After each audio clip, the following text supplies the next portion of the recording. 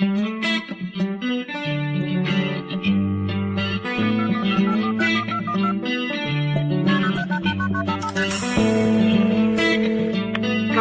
At the tone, the time will be 1, 2, 3, 4. Exactly.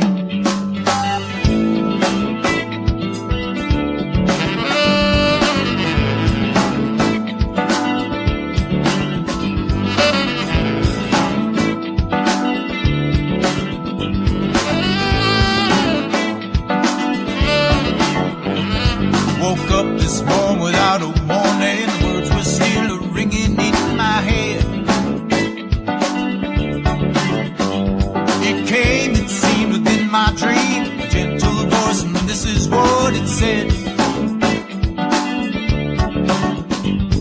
Stop now, you got to stop and listen to what I say. Stop and feel that you've been missing. Welcome to the 100th Monkey Radio with Tom, LFE, and Greg tonight. We are recording this on June 15th, my little sister's birthday. Happy birthday, Tony.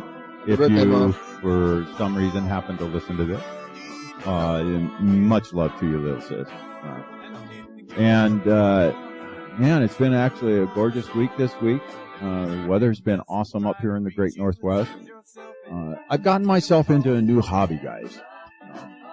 And by the way, if you guys didn't have a chance to listen to our show last week, we are going to be doing a show like that about once a month now.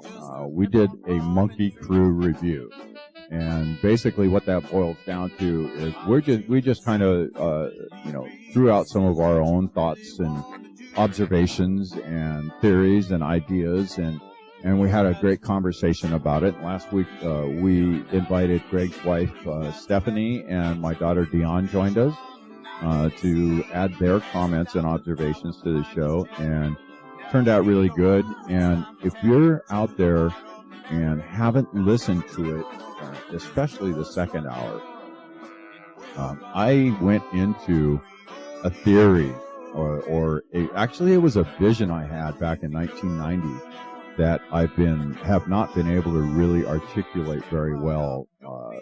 But a couple of weeks ago, after one of the shows that we did, the three of us were sitting here in the office, and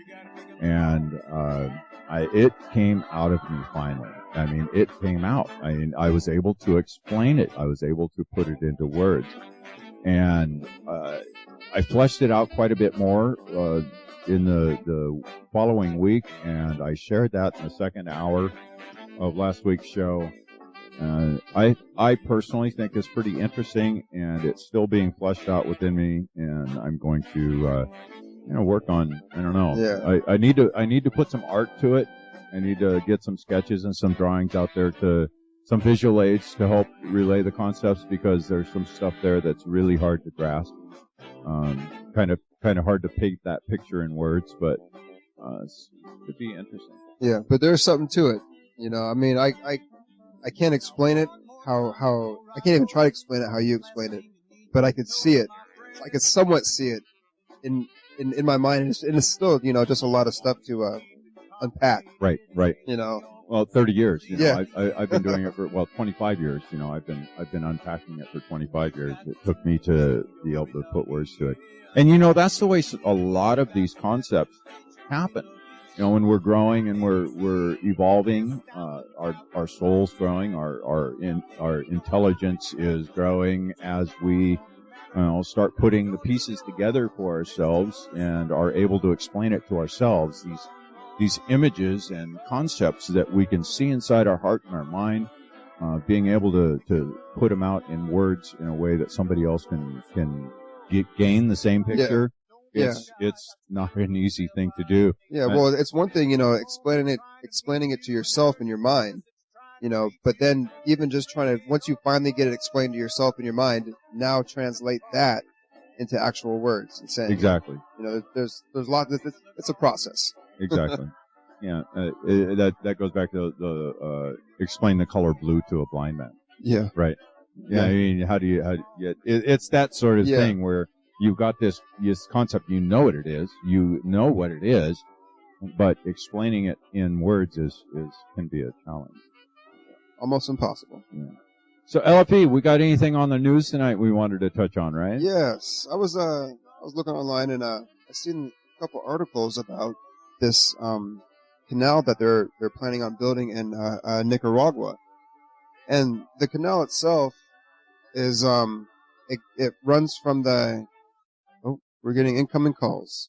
It runs from the Caribbean Sea to the Pacific Ocean, and it runs right through the biggest lake in Central America. So they're planning on dredging from the Caribbean Sea to the lake, dumping in the lake, and picking up from the lake to the Pacific Ocean. And it's one Chinese company who I guess won a bid, although I haven't really seen anybody else who bid on it. But it was a Chinese telecommunications company called HKND. And the first thing that I thought about was, why is a telecommunications company building a canal? And so I kept on, reading a couple different articles, and then I found one that talks about they just spent $5.25 billion revamping the Panama Canal, and I mean, they made it deeper, wider. It can handle 15 to 20% more ships. It can handle 16,000 more ships per year. And the people that just finished building or revamping the Panama Canal are asking the Nicaraguans, why are you building a canal when we just redid this one, and this one will take so much more load back and forth that we're not going to need a second canal. So I would suggest if it piques your interest to look into it, but it's just very odd that they're building another canal when it's not needed. That lake piques my interest. And then they're dumping it into a lake. And that lake is, the people that live there, they drink that water. They use that water for their farming. They eat the fish that comes out of that water. And there's people that live all in the jungles all through there that are all going to be displaced. Their farms are going to dry up. Water systems are going to shut down. But at the same time, why did they pick that spot? When they didn't need another canal, but why are they going through that lake? It can only be maybe 500 miles north. Yeah, it's not very far north at all. And this canal is going to be longer than the Panama Canal. Like 4 or 5 times longer than it. So, what are they actually doing? Well, is there anything in the article that says how deep that lake is? There is, but I don't have it pulled up right now. Yeah, because that throws a big one. A big question mark above my head about that lake in particular. I looked at the map. You showed me the map there, and that lake, that canal can't be 500 miles farther north than the Panama Canal. I mean, it's not that big of a distance, so they're not really saving distance by going, building this other canal. Yeah, max depth on that lake is 85 feet or 26 meters. Really? Yeah. It's that shallow? Yeah. Well, that kind of threw that theory out. I was thinking, well, if it's a really deep lake, maybe they're, one of their bases, that. Yeah. Well, 85 feet is 85 feet. True. True. I mean, we don't really know what's going on. What do they call those cenotes or whatever? Those real deep sinkholes. That are all spread out all over South America and Mexico and South America. Yeah. They've got these deep underground, water systems. Yeah. I mean, huge cave systems down there, and I would have to think that that's tied into them somehow or another. Yeah.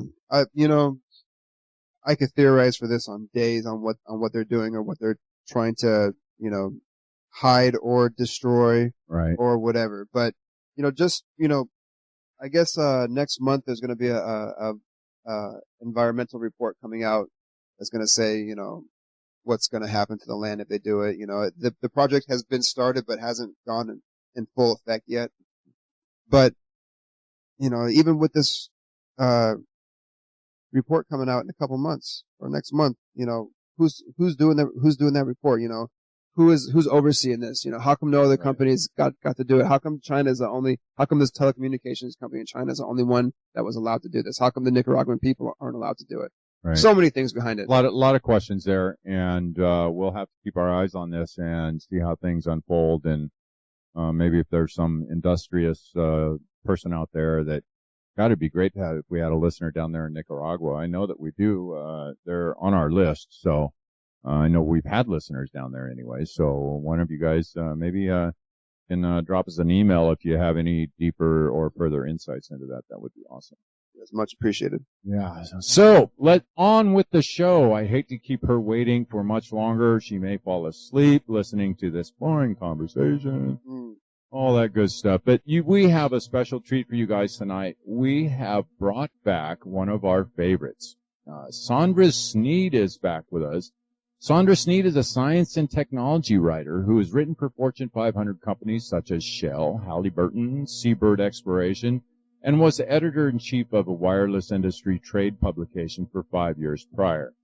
Her earlier career was as a commercial corporate photographer and for PricewaterhouseCoopers in New York City, and she shot for Hallmark Cards, among others, in her hometown in Kansas City, Missouri.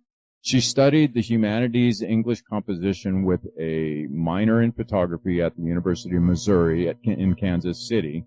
And she is a former atheist and has been a Godscribe in secret since 2004, when she received her first message from God, and has been a recovering atheist ever since. Her website is sondrasneed.com, and welcome back to the 100th Monkey Radio, Sondra. Hi! I'm so excited to be here. I'm so happy. You guys are one of my favorites also. Oh, God, I just wish I would have kept closer tabs on you here in the last few months. It seems you were up here in my neck of the woods and we missed you. I know. Man, that would have been so awesome for you to come up there and see me in Seattle at a Source Talk. Yeah, that's kind of a new venture for me, is going out and doing kind of the tours and that sort of thing. So tell us a little bit about that journey you took. You were gone for quite a while and visited quite a few places. Yes, altogether I was on the road really about 40 days and 40 nights. In the wilderness. Oddly enough. But over the 30-day period, I did 9 Source Talks, starting in Carmel, California, and then a couple of Unity churches in California at Sonora, California, Modesto, California, and then we went into Oregon, where I did 3 or 4 towns in Oregon, and then ultimately ended this 9-talk series in Seattle, Washington on the 30th of May. And then I went to an afterlife conference in Virginia and visited a couple of places that I have long wanted to visit, such as the Edgar Cayce Museum, and then visited the grounds. I visited my publisher for the first time, who lives on the grounds of the Bob Monroe Institute. And the Bob Monroe Institute, I'm not sure if your listeners are familiar with it. Bob Monroe developed this technique to bring people into deep meditation so that they are able to see souls that are trapped on the planet, and to help free them and release them into the light. So I ended the tour on a really great kind of research opportunity for myself. It was a personal bucket list that I got to check off there. Yeah, I love Bob Monroe and the work that he did. We've had several people out of that place on the show. We've had Tom Campbell and I'm drawing a blank. 2 other guys that have out of the Monroe Institute. Neat. They'll come to me later. So Sondra, for the listeners out there who may not have heard anything about you, can you give us in a nutshell what got you on this path as being a Godscribe? Sure. what happened was in 2004, I had lost a job that I loved and a man I loved, and I would go down into the basement to write because it seemed to be the only thing that was able to quell these panic attacks that were coming over me. So I would write and write and write and write. And I filled up a whole notebook of just my lament. And then one day I opened up a brand new notebook. And before I noticed my pencil moving, it had stopped. And when I looked down, what was written was, "Unemployed, it is my assertion you are employed by me." And that began a year of solitude where I ultimately filled up 10 spiral notebooks, taking dictation from this being we call God. And it took me 7 years. I kept that a secret for a good 7 years. And then over a series of events that told me it's time to go public with this. You can't be given a gift this enormous and then just keep it to yourself. So that's when I sat down to write the book, What to Do When You're Dead. A former atheist interviews the source of infinite being, which was published in 2014 by the publisher who actually discovered Neil Donald Walsh, who is another Godscribe working today. He did the Conversations with God series, which is now in like 37 languages and sold millions of copies. So someone working today has actually kind of carved out the niche for me to bring this work out into the world. I call Neil's books, it's a simple man with simple questions, and my book, complex questions from a complicated woman. Oh, yeah. Well, I find that true because I've read both. Mm-hmm. Yeah, Mm-hmm. yeah, and both fantastic works for the and Thank you. I just with all of this work, Sondra, I found that there is such a huge variety of people on this planet. I mean, there's as much variety as there are people out there. And when somebody puts their foot on the path to try to, understand what the hell is going on here, they have to find a flavor that tastes good to them. Right. In the material that they're reading, in the material that they're researching. And what is perfect for me may be completely distasteful for you. Right. So, I see such a great need for all the different approaches and the different flavors of conscious thought. And they're all from unique gifts that we are physiologically designated to reveal. And when people really open themselves up to their potential, that purpose or that spiritual purpose can come through what is their natural inclination. So it can come through so many different vehicles for an individual to express this multidimensional universe. I mean, I've met people when I do soul readings for people, which are the being that is God within them speaks through the being that is God within me to give them information about themselves. What I find doing this work is that there are people who have derived from other dimensions, other solar systems. They've got, some people have a kind of an alien being that has incarnated into a human being. I mean, the complexities that go on are as finely articulated as snowflakes. I mean, Right. There literally are so many unique gifts that are given to us, and it's really important for us to wake up and, as you say, step that foot onto our path so that we can really express what it is we were born to express and be what we were born to be. Right. Yeah.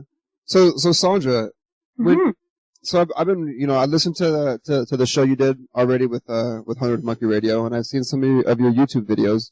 And so I'm curious, when you say God says, Mm-hmm. who are you referring to as God? Is God a separate entity from you, or is that the God consciousness that you're tapping into, your internal God consciousness?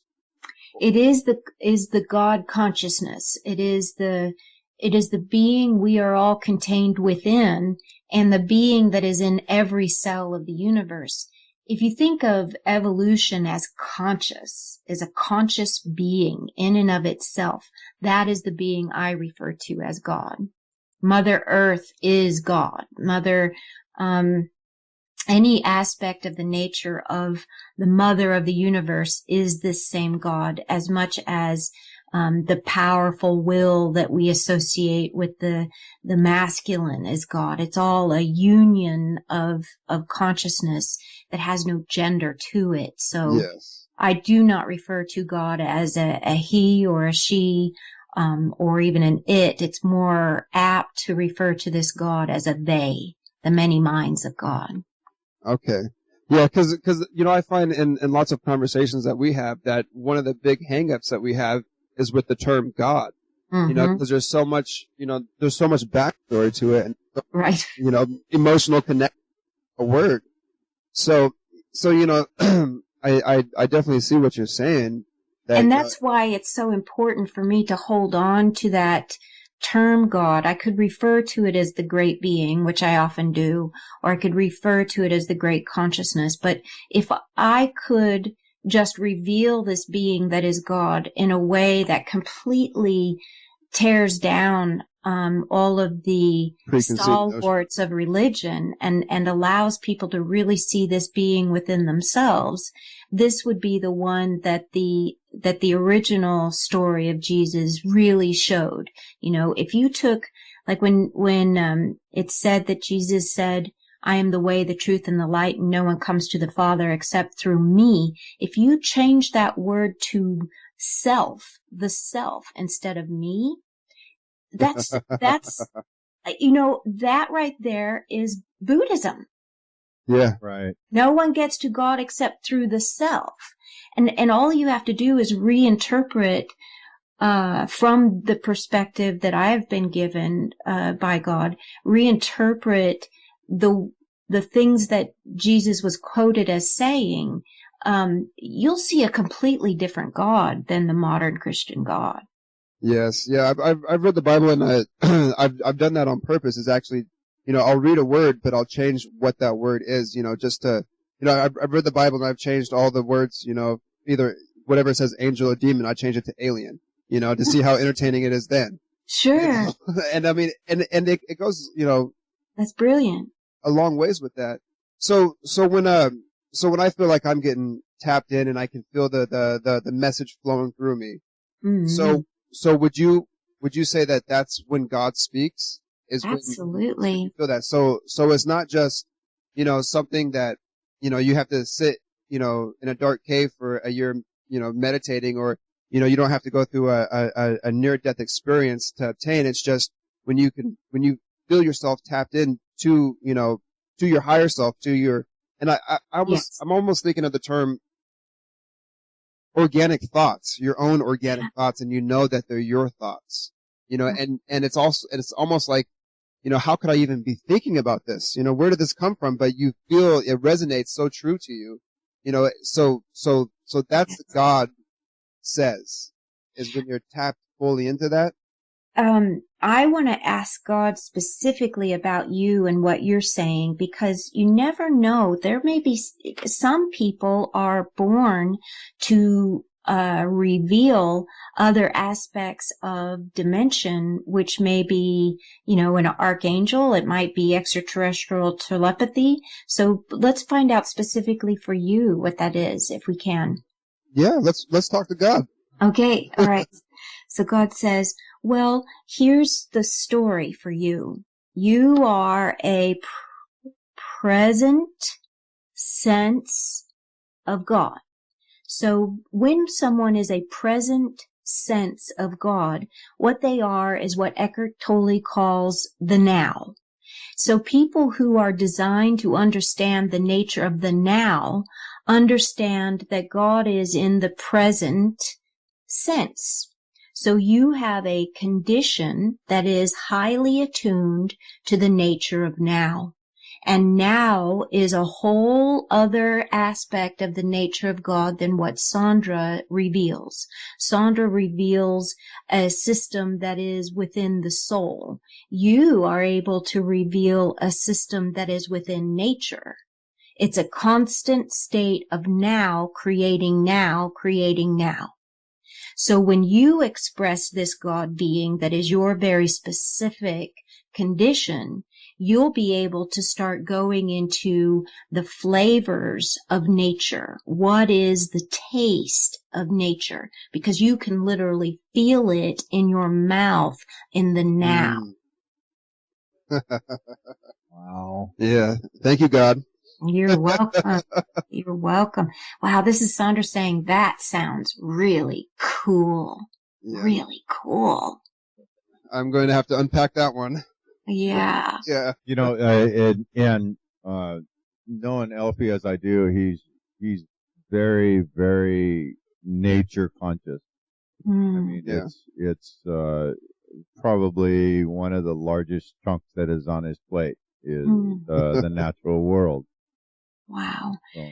I love the idea, fragrance. God often talks about how a certain moment can smell, has a certain fragrance. But this is the first I've heard of anyone in the kind of the mouth sense, the taste sense. God, can you explain a little bit more about the mouth thing? Yes. The mouth is not just a tasting.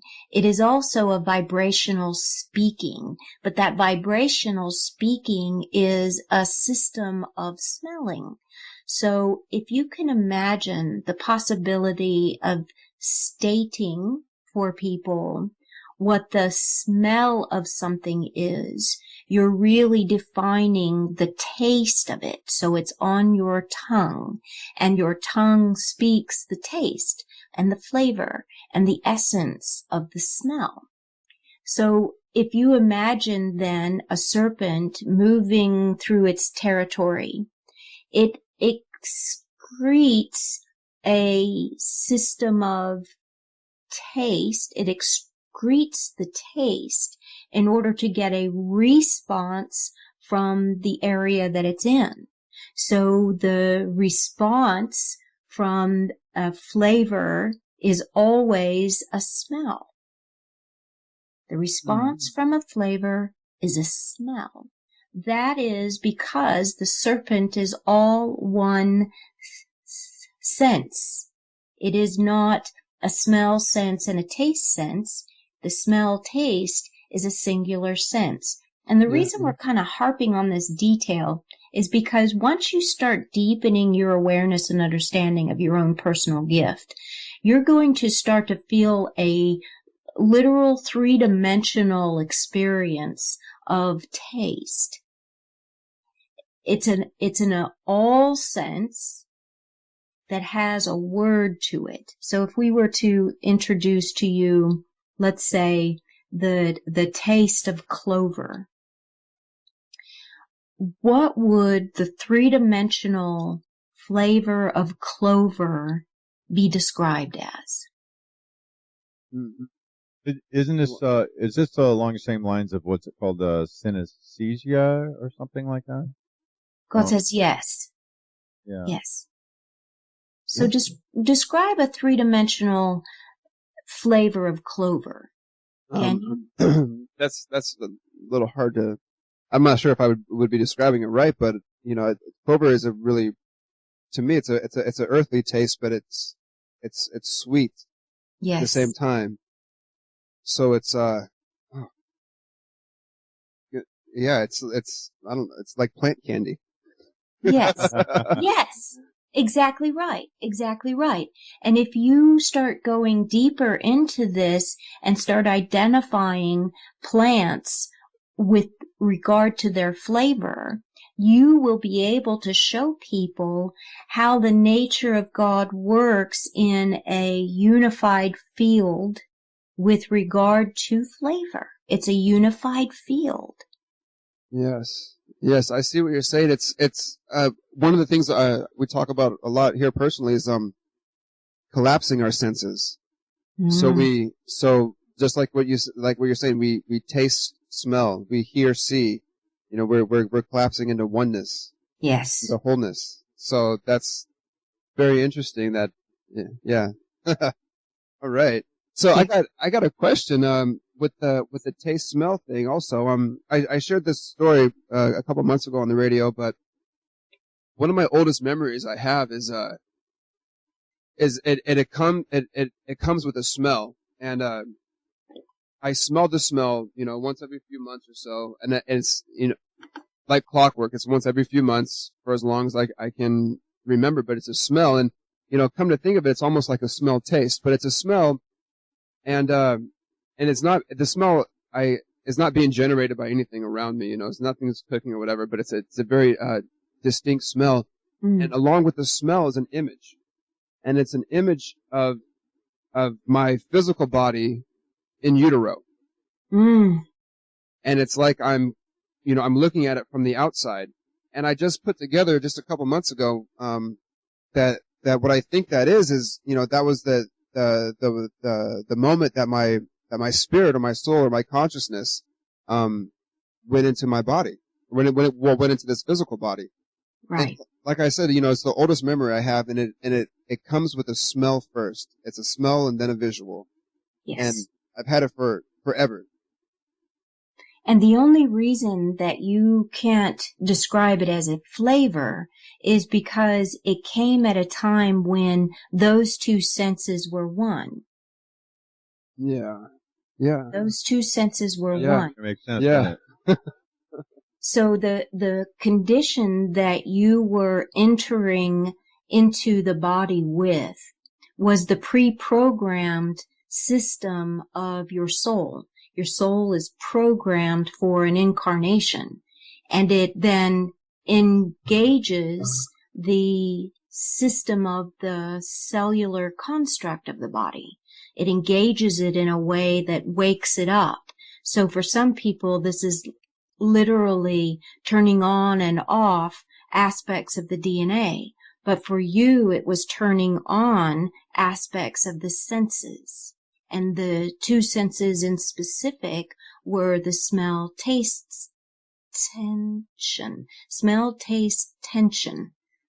What we mean by tension here is the same way that a spring has tension. And the spring here of the smell, taste is articulating now as you are an adult, and it's starting to articulate in a way that alerts you as to what your purpose is. You're stepping onto the field of awareness now. And in that field of awareness, you're going to start to create tactile observations that have yet to be worded in you. But you will develop words for them, because it will be the only way that you can have a feeling of progress in this thing that's going on within you. You have to somehow express this new knowing and understanding, and you're going to look for the right words, and each right word is going to take people that you speak to about this, and eventually in the book that you write about it, it's going to take them into an understanding of a whole new world. A whole new world. And it is something that is very important for the survival of humankind, because if humankind doesn't figure out how nature is related to their soul, then they could inadvertently wipe themselves out as they poison their own food supply. Yeah. I'm covered in goosebumps right now. God. Yeah. Cool. Yeah, that's something else, because, you know, one of the things at the beginning of this year, we started doing a sweat lodge on the land I live at, and I've done them in the past. You know, I spent quite a bit of time doing them, but it's been a few years since I've done them, and something just really, really called to me that, you know, you need to sit on the ground and you need to be with nature and you need to express yourself, you know.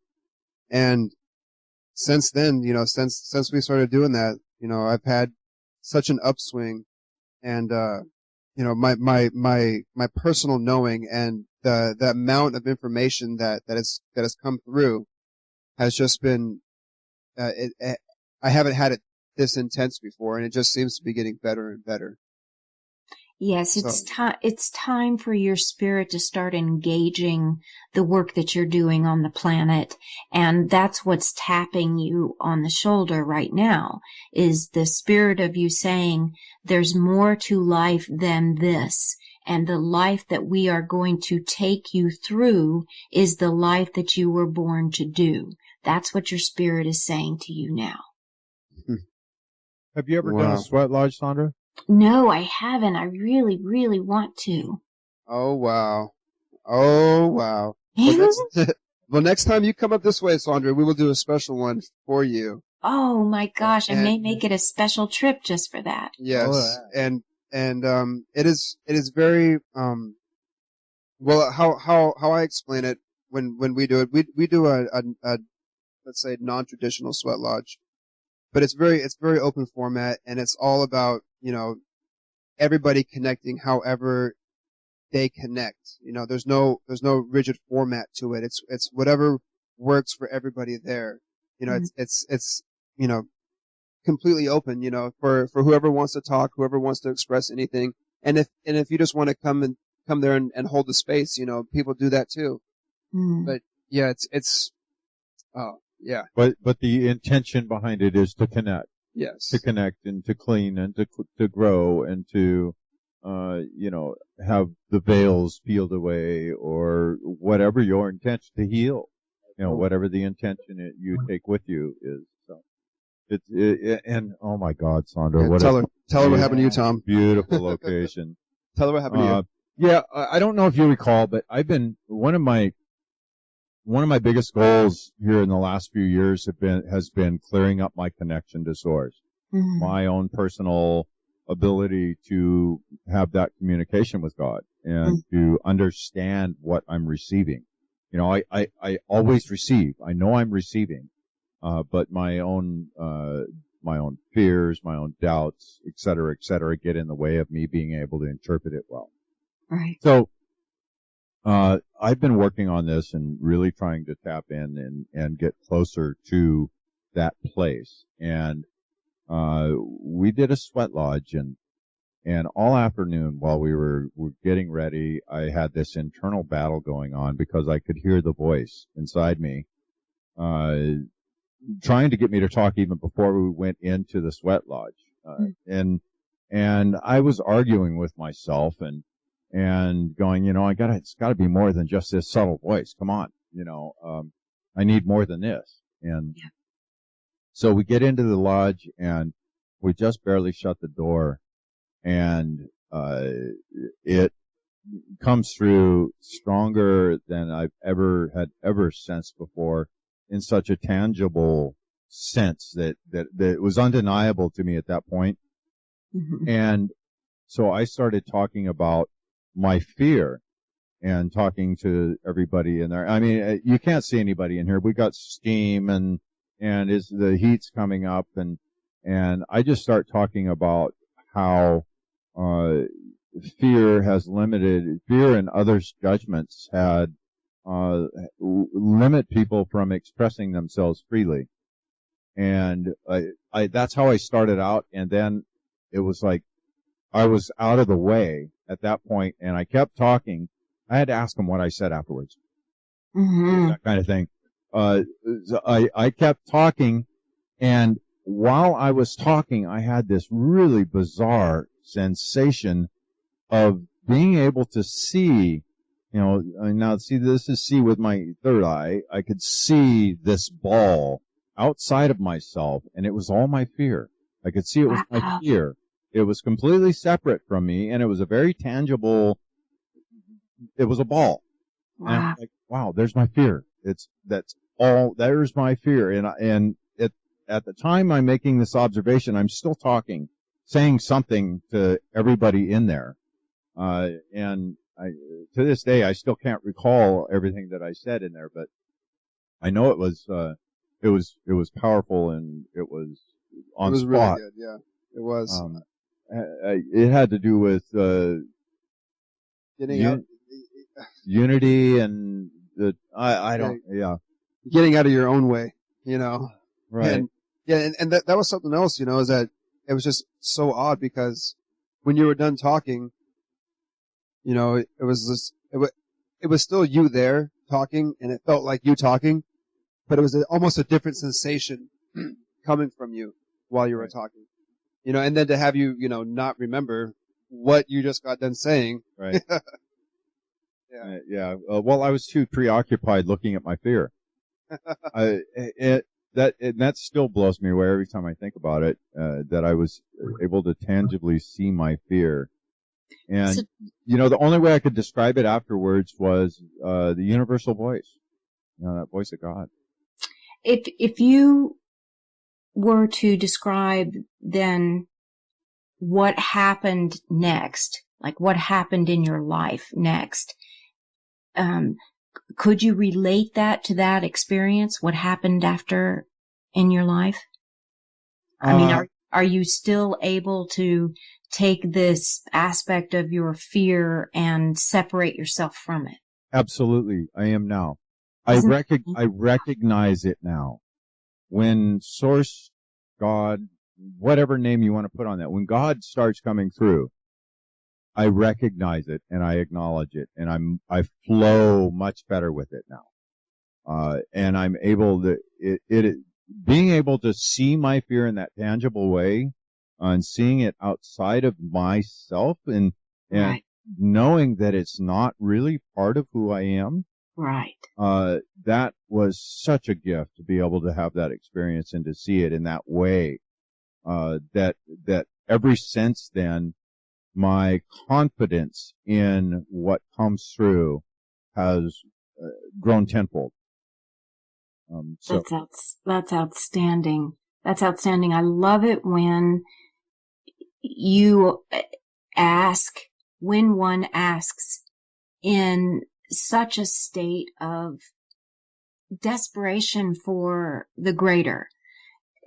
When you ask for that and then it's revealed to you in something so tangible as separating the higher being that you are from the smaller being that traps you, it's like a resonance change. You resonate at the higher frequency so that the lower frequency falls away. It becomes containable, and it becomes extractable, identifiable. It floats in its own aura, and you don't have to be trapped in it anymore. For some people, this is fear. For other people, it is identity, literal identity. If they are trapped in an identity that causes them to, let's say, be something that they're not, and they have to hide from what they are because the world around them is identifying them as one thing. And what if they are no longer that thing? Then what are they? They aren't recognizable by the people who love them anymore. So they wind up being trapped by that identity. But when you can literally separate yourself from it and see how much more of you there is, then you don't have to be identified by anything anyone says anymore. You're fully identified by the greater higher being that loves and adores you no matter what, you know? You don't have to please everyone anymore because they're no longer the boss of you. right. Well, I still deal with the, all of those fears are still there. Sure. And, you know, they're still there, but the difference now is I'm fully aware of them. I see them, and I know, and I know and have acknowledged that they're not truly a part of me. They're a part of the programming that's within this society and what I grew up in. I see that. I had a very similar experience recently when I was in San Francisco. I had a day to myself with God, and I thought it was a Sunday morning. I thought God was going to take me to a delightful breakfast. We were going to go have breakfast. And a lot of times I just let go and let God take me on a driving trip. And this time, the driving trip first started on a bay that wasn't far from my hotel, that I didn't know where I was geographically from a map. So I didn't know I was right around the corner from the bay. So I wound up at the end of the street, sitting in a parking lot, overlooking the bay where the big airplanes come in and land. So this beautiful display of giant airplanes coming across the bay, the water, and they, take off and they land. It was extraordinary. Then I said, okay, God, are we going to go to breakfast? Yes, we're going to breakfast. So I get back in the car and I'm driving toward San Francisco. And then at a certain point, God says, now, be fervently aware of your surroundings. And that is an indication to me to pay attention to the signs.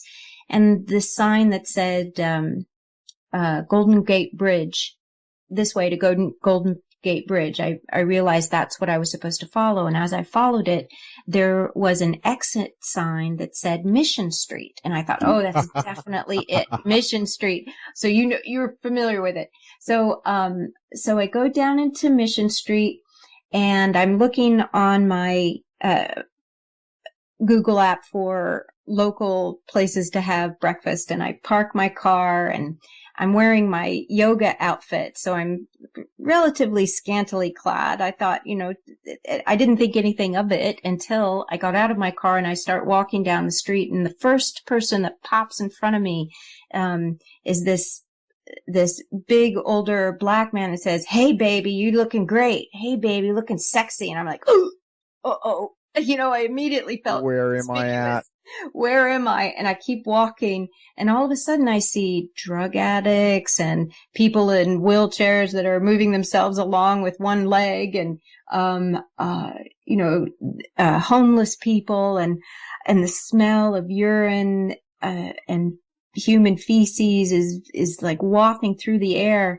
And I keep walking thinking this is just a little portion of it, and I'll walk past it, and that great breakfast spot God's going to lead me to is right around the corner. I just know it. And I keep walking, and it just gets thicker and more frightening, and my fears become almost debilitating at that point. So much so, I wind up on a corner thinking, God, please, can I go back now? I wanted to call a cab right where I stood to come and get me, even though my car was just 2 blocks away. And that's when I discovered I had forgotten my phone in the car. And I was like, oh God, please, can I turn around and go get my phone? And God said, yes, you may. And as I'm walking past, God says, now I want you to look at these people differently. I want you to see them as souls. And when I looked at them, I suddenly started to tear up, and I felt their pain. I realized this fear that I was feeling wasn't my fear, it was their fear. And God said to me, these people are hungrier. These people are more afraid. These people are more desperate. This is what life is without me, meaning me that is the God that's being brought to the world through my work. And I just stood on the corner bawling behind my sunglasses, and a woman comes up toward me handing me a homeless newspaper, and on that is, in the front cover, these people fighting for just a place to sleep. And it just really brought it home to me how not to take any of this for granted that my work here has a greater significance than just keeping me well fed and a roof over my head. It's about helping those who are in those desperate states of fear see more of who they are than what they're seeing. So anyway, all that was to say I know exactly, Tom, what you're experiencing, and the quickest way to remove that fear is to step into Mission Street, in San Francisco, and feel that fear on a palpable level and the effects of it in just people's day-to-day life. Oh, yeah. Well, I've definitely tasted those waters. Mm. I'm very empathic, so, and I'm lucky because I know so many empaths that don't have the control that I have with it. I'm able to turn it on and off, so. Good for you. It's, I'm very gifted and like I said, lucky with that. It is a gift, Tom, because women who are empathic, that's why there's so much breast cancer, God has said.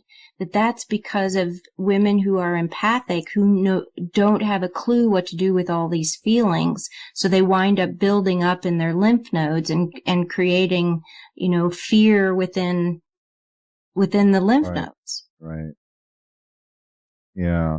Well, yeah, I'm really glad you shared that story because, that's something that so many of us lose sight of. Mm-hmm. We focus so much on our own trials and tribulations in this world, and how are we going to keep a roof over our own head, and how am I going to make the house payment, the car payment, how am I going to get dinner on the table? We're so focused on maintaining our own level of security, right, that we lose sight of those who have had that blown out of the water and that they're in dire straits, and there's such a great need for raising all of us up. Yeah. And this work that you're doing, this work that we're doing, this work that everybody we brought on the show is doing. Yeah. That's our real goal, is raising all of us up. Right. Yeah. Right. And breaking free from the tyranny of what binds us to these lower vibrations, because that, if the body passes while you're in that lower state of vibration, you can trap your soul here. So it goes, the worst day ever becomes an eternity. Right. Until someone who is a medium sees your soul and frees you. It's that dire. And that's what my book, What to Do When You're Dead, is really about, is identifying the state of mind that you're in so that you don't get trapped. And if you were born to see souls, then, step on that path and start freeing them, because man's path of self-destruction at this point could wind up wiping all of us out. And then all of those souls remain trapped here after humans have wiped themselves out and are gone. The souls are still here. So when you're talking about the souls and seeing souls, I hate to cut you off here, LP, but we are almost at the top of the hour, and we're going to be getting over to the next. That's getting into a very deep subject that's going to take some time to explain, because I have some questions along those same lines also. Yeah. So you were picking right out of my brain on that one. So before we delve into the soul, I think we will have to do that in the second hour. Yeah, good stuff, Sondra. So what have you got coming up here in the near future?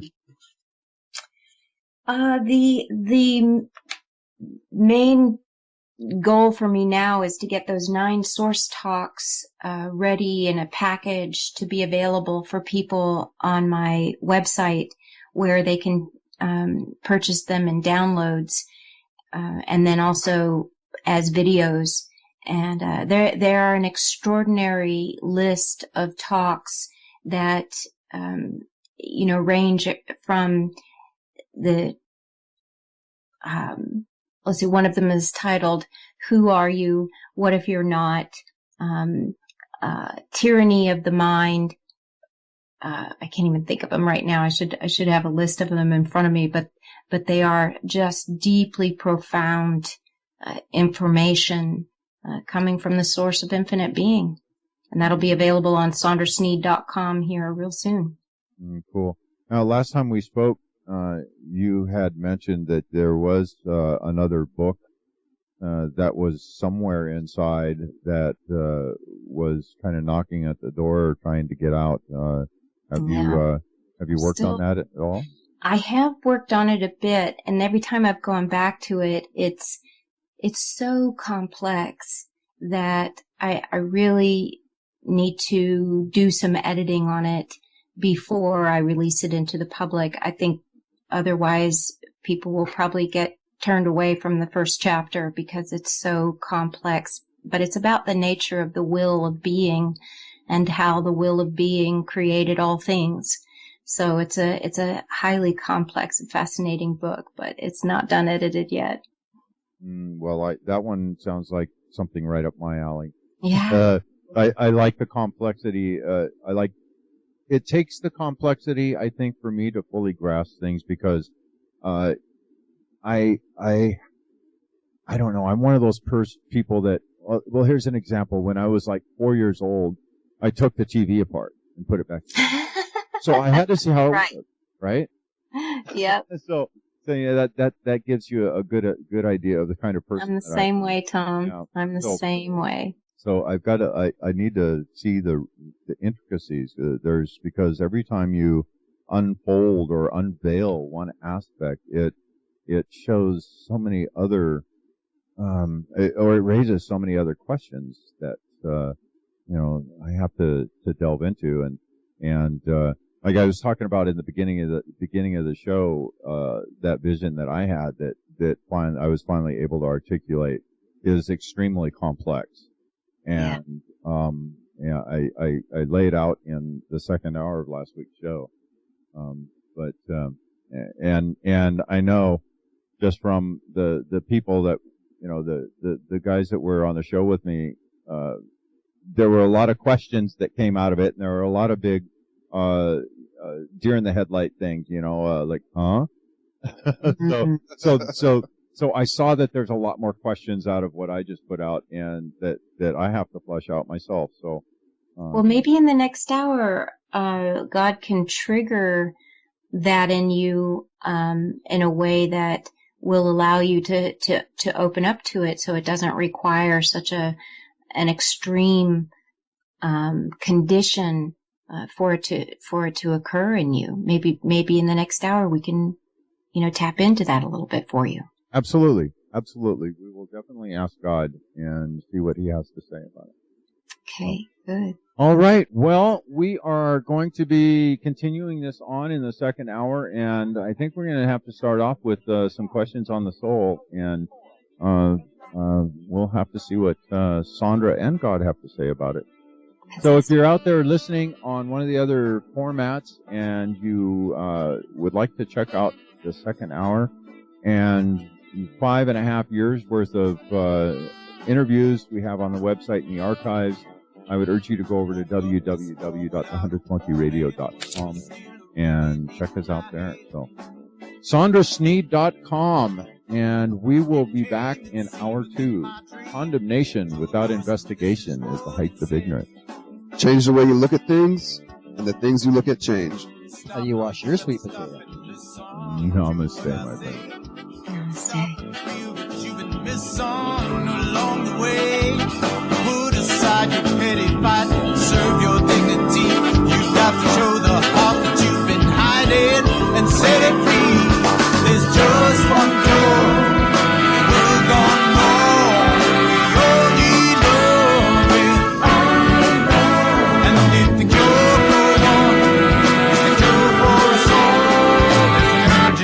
message trying to reach you. It serves yourself and pick up the call. You gotta pick up the call. You came the same way the very next day. The words they just kept on coming through. Hard to conceive if you believe me. This is what you really want to do.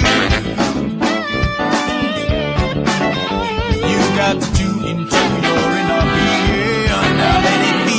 You got to activate your inner vision. Now let it see. Cast out the doubt, the mindless chatter. Now let it go. It's time to tap into the heart of the matter. 'Cause don't you know there's just one door in a world gone wrong. We all need loving. And if the cure for one is the cure for all, step right up and don't be shy. Excuse yourself and pick up the call. Pick up the call. You gotta pick up the call. Pick up the call.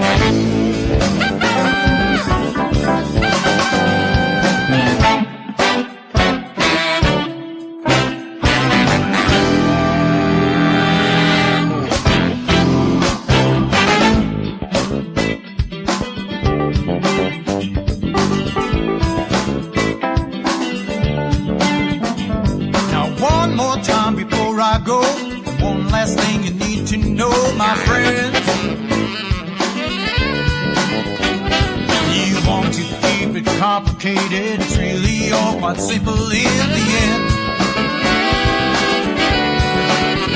You got to tune into your inner being. Now let it be. You got to activate your inner vision. Now let it see. Cast out the doubt, the mindless chatter. Now let it go. It's time to tap into the heart of the matter. 'Cause don't you know there's just one door in the world gone wrong.